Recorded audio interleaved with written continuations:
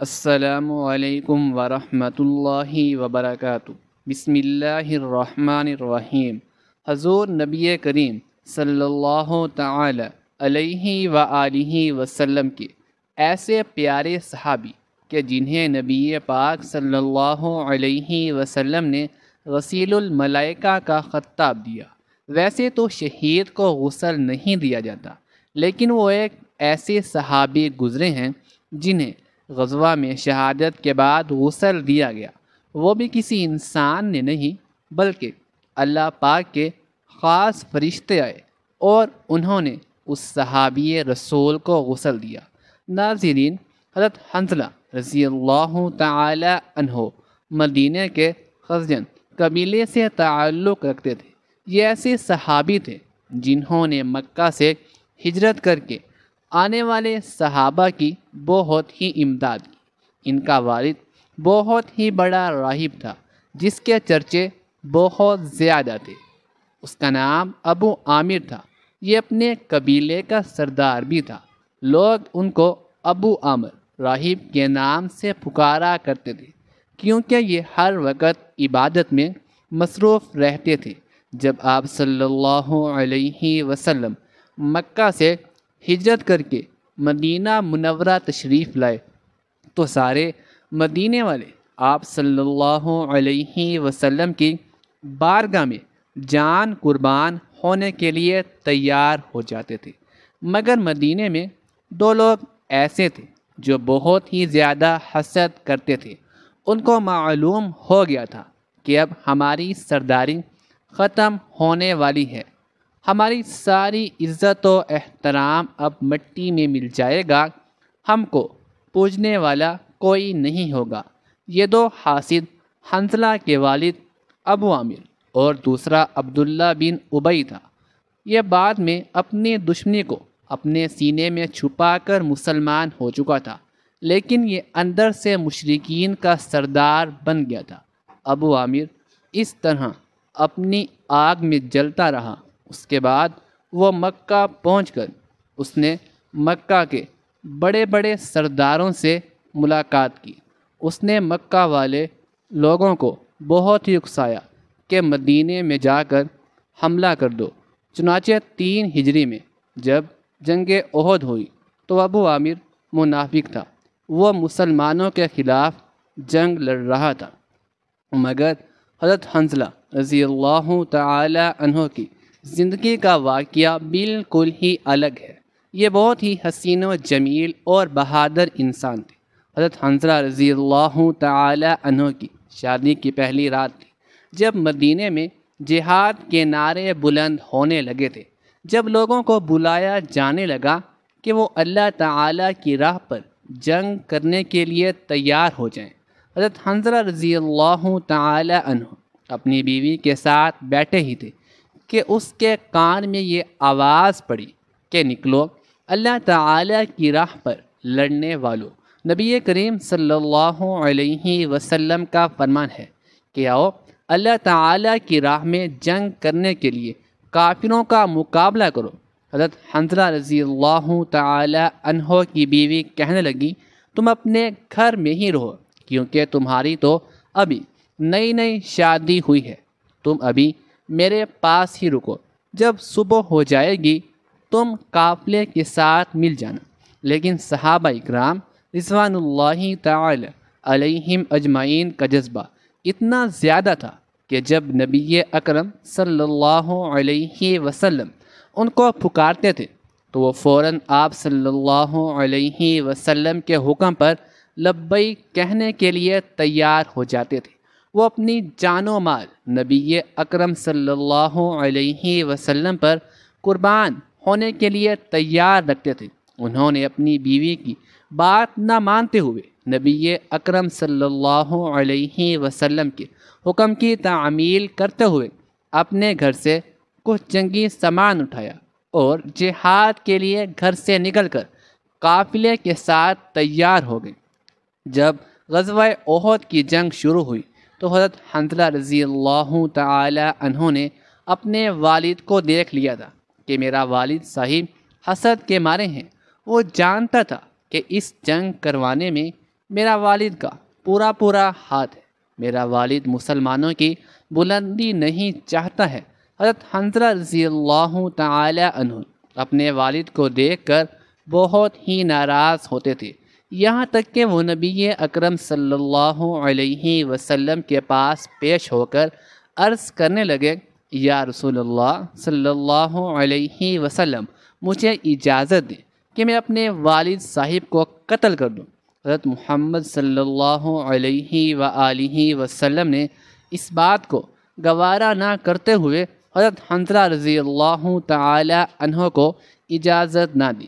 اس رات حضرت حنظلہ رضی اللہ تعالی عنہ کی بیوی نے ایسا عجیب و غریب خواب دیکھا کہ اس نے قافلے کے کچھ لوگوں کو بلا کر ان کو اپنا خواب سنایا۔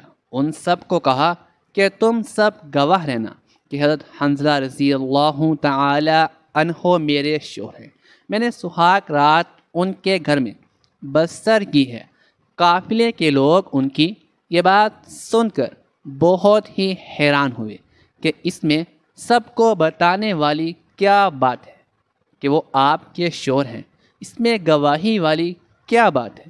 اس کی بیوی نے کہا کہ جب حنظلہ رضی اللہ تعالی عنہ گئے تھے تو مجھے نیند آ گئی تھی۔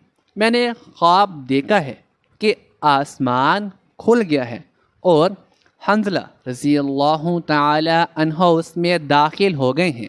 اس کے بعد آسمان کا دروازہ فوراً بند ہو گیا ہے۔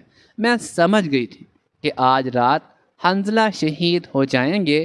جس طرح حضرت حنظلہ رضی اللہ تعالی عنہ بہت بڑے کافر کے بیٹے تھے، اس طرح حنظلہ کی بیوی بھی ایک بہت ہی بڑے کافر عبداللہ بن ابی کی بہن تھی۔ اللہ تعالیٰ بہت ہی رحیم و کریم ہے، وہ کافروں کے گھروں میں مسلمانوں کو پیدا کر دیتا ہے۔ اللہ تعالیٰ چاہے تو بدبودار مٹی میں بھی تر و تازہ اور خوشبودار پھول کھلا دے۔ نبی اکرم صلی اللہ علیہ وسلم نے حضرت حنظلہ رضی اللہ تعالی عنہ کو منع فرما دیا تھا کہ آپ نے اپنے والد کو قتل نہیں کرنا ہے، لیکن آپ رضی اللہ تعالی عنہ جوش اور جذبے کے ساتھ جنگ کے میدان میں اترے۔ آپ رضی اللہ تعالی عنہ بڑے جوش اور ولولے کے ساتھ کافروں سے لڑتے ہوئے اس جگہ پہنچ گئے جہاں ابو عامر موجود تھا۔ یہ حملہ اتنا شدید تھا کہ ابو عامر ایک ہی وار میں قتل ہو جاتا، لیکن اچانک پیچھے سے شراب بن الواس نے حضرت حنظلہ پر حملہ کر کے ان کو شہید کر دیا تھا۔ جب جنگ ختم ہوئی تو سب اپنے اپنے شہداء کو دیکھ رہے تھے تو نبی اکرم صلی اللہ علیہ وسلم نے دیکھا کہ فرشتے حضرت حنظلہ رضی اللہ تعالی عنہ کو غسل دے رہے ہیں۔ یہ دیکھ کر آپ صلی اللہ علیہ وسلم بہت ہی حیران ہوئے۔ اس پر آپ نے صحابہ اکرام رضوان اللہ تعالی علیہم اجمعین سے فرمایا کہ حضرت حنظلہ رضی اللہ تعالی عنہ کے گھر جا کر اس کی بیوی سے معلوم کر کے آؤ اس کی کیا وجہ ہے کہ فرشتے حضرت حنظلہ کو غسل دے رہے ہیں، کیونکہ شہید کو تو غسل نہیں دیا جاتا۔ حضرت قتادہ سے روایت ہے کہ ان کی اہلیہ محترمہ سے پوچھا گیا تو انہوں نے بتایا کہ حضرت حنظلہ رضی اللہ تعالی عنہ جنگ کی پکار پر حالت جنابت میں گھر سے روانہ ہوئے تھے۔ پس رسول اللہ صلی اللہ علیہ وآلہ وسلم نے فرمایا، یہی وجہ ہے کہ فرشتوں نے اسے غسل دیا اور اللہ تعالیٰ کے ہاں اس کے مقام و مرتبے کے لیے یہی کافی ہے۔ حضرت ابو سعد رضی اللہ تعالی عنہ فرماتے ہیں، جنگ کے بعد جب حضرت حنظلہ رضی اللہ تعالی عنہ کا جسد اطہر اٹھایا جا رہا تھا کہ صحابہ اکرام رضوان اللہ تعالی علیہم اجمعین نے تازہ پانی کے قطرے ان کے بالوں سے گرتے دیکھے۔ نبی کریم صلی اللہ علیہ وسلم کو جب یہ منظر بتایا گیا تو آپ صلی اللہ علیہ وآلہ وسلم نے فرمایا، اس کے گھر والوں سے معلوم کرو کہ جنگ سے پہلی رات حضرت حنظلہ رضی اللہ تعالی عنہ کی شب عروسی تھی۔ اعلان جہاد سنتے ہی وہ میدان جنگ کی طرف لپکے کہ میں پیچھے نہ رہ جاؤں۔ غسل جنابت فرض تھا، لیکن اس خیال سے کہ سبقت الی الجنہ سے محروم نہ رہ جائے، تیزی سے شریک جہاد ہو گئے۔ ان کی اہلیہ جمیلہ رضی اللہ تعالی عنہا بنت ابی رئیس المنافقین کی ہمشیرہ مخلص صحابیہ تھی۔ نبی کریم صلی اللہ علیہ وآلہ وسلم نے ارشاد فرمایا کہ فرشتوں نے حنظلہ کو جنت کے پانی سے غسل دیا ہے، اسی لیے حضرت حنظلہ رضی اللہ تعالی عنہ غسیل الملائکہ کہلائے۔ حضرت سعد رضی اللہ تعالی عنہ نے اپنا سب کچھ اللہ رب العالمین اور اس کے رسول صلی اللہ علیہ وآلہ وسلم پر قربان کر دیا۔ حضرت سعد رضی اللہ تعالی عنہ نے آسمان کی طرف دیکھتے ہوئے فرمایا، اے دو جہانوں کے مالک، اب میرا یہ مال میری شادی پر نہیں بلکہ یہ سارا مال اس جگہ پر خرچ ہوگا جہاں میں، میرا رب اور نبی کریم صلی اللہ علیہ وسلم اور سب مسلمان راضی ہو جائیں گے۔ حضرت سعد رضی اللہ تعالی عنہ کے کان میں آواز کا پڑنا ہی تھا۔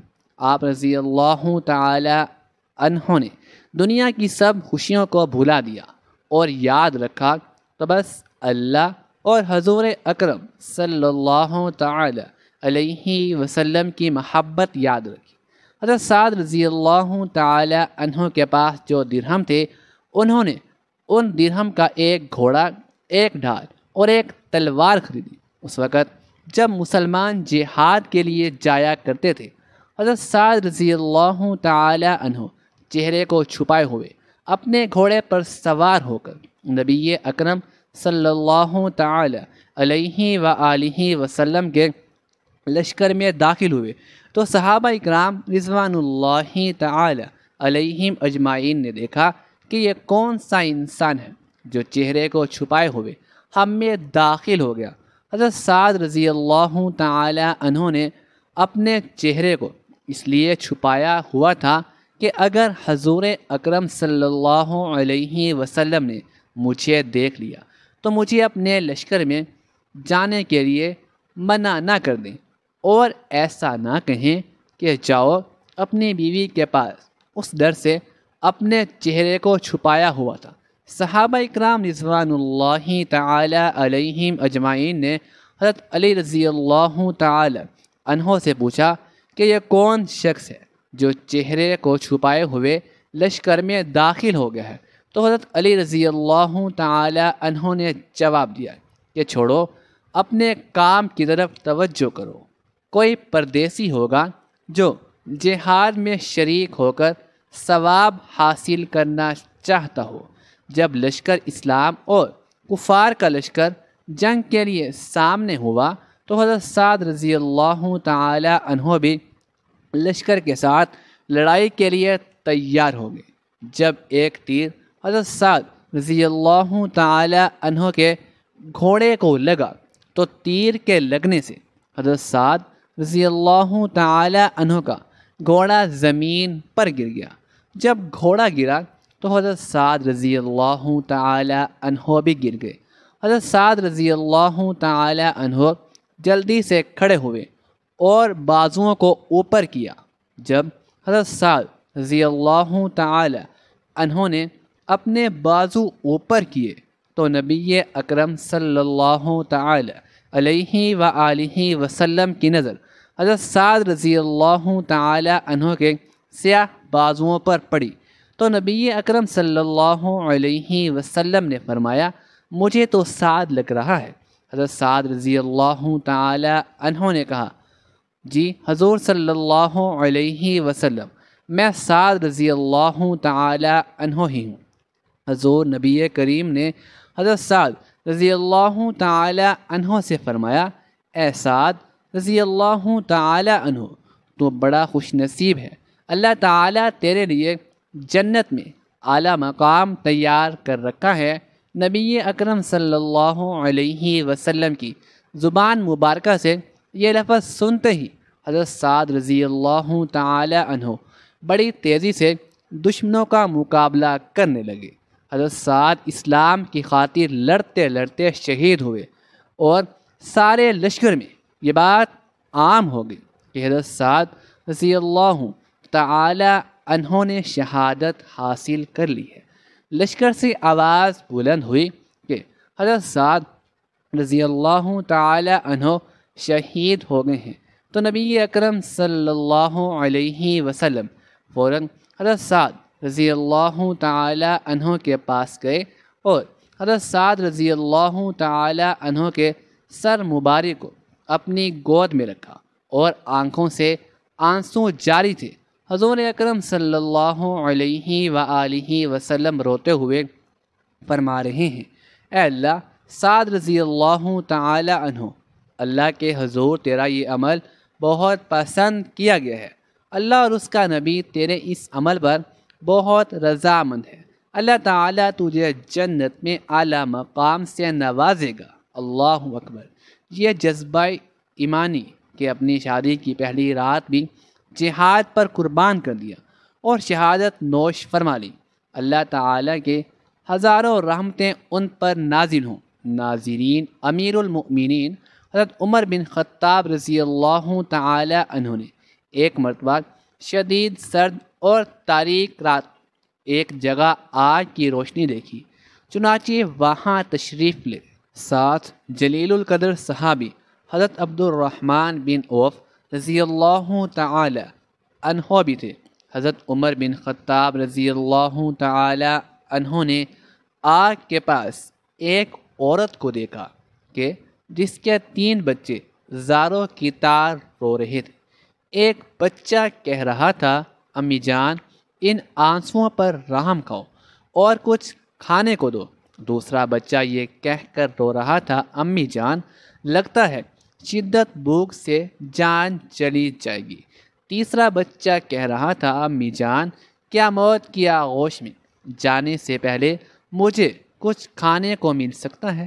حضرت عمر بن خطاب رضی اللہ تعالی عنہ آگ کے پاس بیٹھ گئے اور اس عورت سے پوچھا، اے اللہ کی بندی، تیرے اس حال کا ذمہ دار کون ہے؟ اس عورت نے جواب دیا، اللہ اللہ، میری اس حالت کا ذمہ دار امیر المؤمنین حضرت عمر بن خطاب رضی اللہ تعالی عنہ ہے۔ حضرت عمر بن خطاب رضی اللہ تعالی عنہ نے اس سے فرمایا، کوئی ہے جس نے عمر کو تمہارے حال سے آگاہ کیا ہو؟ عورت نے جواب دیا، ہمارا حکمران ہو کر وہ ہم سے غافل رہے گا، یہ کیسا حکمران ہے جس کو اپنی رعایا کی کچھ خبر نہیں؟ یہ جواب سن کر حضرت عمر بن خطاب رضی اللہ تعالی عنہ راتوں رات مسلمانوں کے بیت المال گئے اور دروازہ کھولا۔ بیت المال کا محافظ چوکیدار بولا، خیر تو ہے امیر المؤمنین؟ حضرت عمر بن خطاب رضی اللہ تعالی عنہ نے اس کا کوئی جواب نہیں دیا اور آٹے کی ایک بوری، گھی اور شہد کا ایک ڈبہ بیت المال سے نکالا اور چوکیدار سے فرمایا، انہیں میری پیٹھ پر لا دو۔ چوکیدار نے عرض کی، امیر المؤمنین، آپ چاہتے کیا ہیں؟ حضرت عمر رضی اللہ تعالی عنہ نے فرمایا، میری پیٹھ پر لا دو۔ چوکیدار نے عرض کی، امیر المؤمنین، آپ چاہتے کیا ہیں؟ حضرت عمر رضی اللہ تعالی عنہ نے فرمایا، میری پیٹھ پر لا دو۔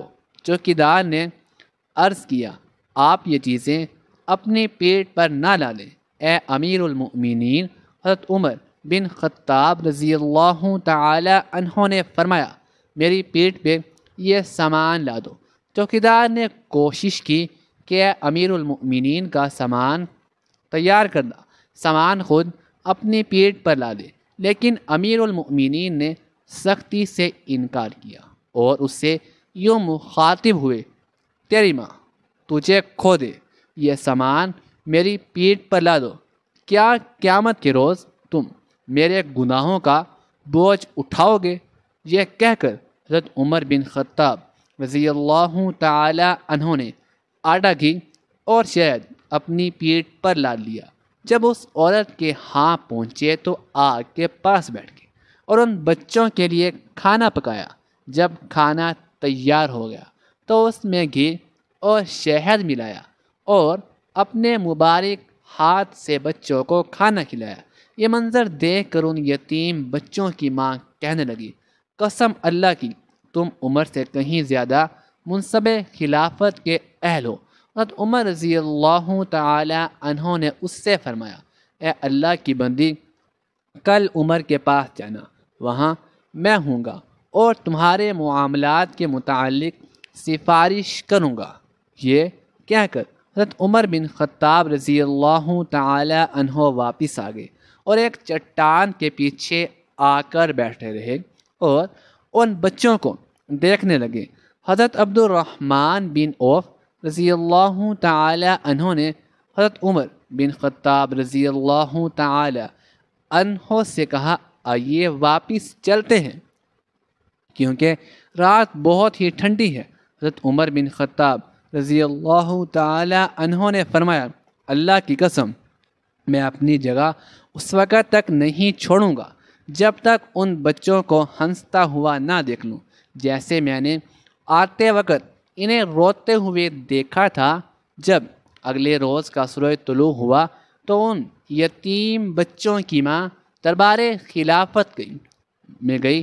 وہاں اس نے دیکھا کہ حضرت علی بن ابی طالب اور حضرت عبداللہ بن مسعود رضی اللہ تعالی عنہ کے مابین ایک شخص تشریف فرما ہے۔ وہ دونوں حضرات اسے امیر المؤمنین کہہ کر مخاطب کر رہے ہیں، اور یہ وہی شخص تھا جس نے گزشتہ رات اس عورت اور اس کے بچوں کی خدمت میں گزاری تھی اور جس سے اس نے کہا تھا، میری اس حالت کا ذمہ دار عمر بن خطاب رضی اللہ تعالی عنہ ہے۔ چنانچہ جب عورت کی نگاہ حضرت عمر بن خطاب رضی اللہ تعالی عنہ پر پڑی تو گویا اس کے پاؤں تلے سے زمین کھسک گئی۔ امیر المؤمنین نے عورت سے فرمایا، اللہ کی بندی، تیرا کوئی قصور نہیں، چل بتا تو اپنی شکایت کتنے قیمت کے عوض فروخت کرے گی؟ عورت گویا ہوئی، معاف فرمائیے اے امیر المؤمنین۔ حضرت عمر بن خطاب رضی اللہ تعالی عنہ نے فرمایا، قسم اللہ کی، تو اس جگہ سے ہٹ نہیں سکتی جب تک کہ میرے ہاتھ اپنی شکایت بیچ نہ دوں۔ حضرت عمر بن خطاب رضی اللہ تعالی عنہ صبح کی نماز کے لیے نکلے تو فیروز خنجر لے کر مسجد میں آیا۔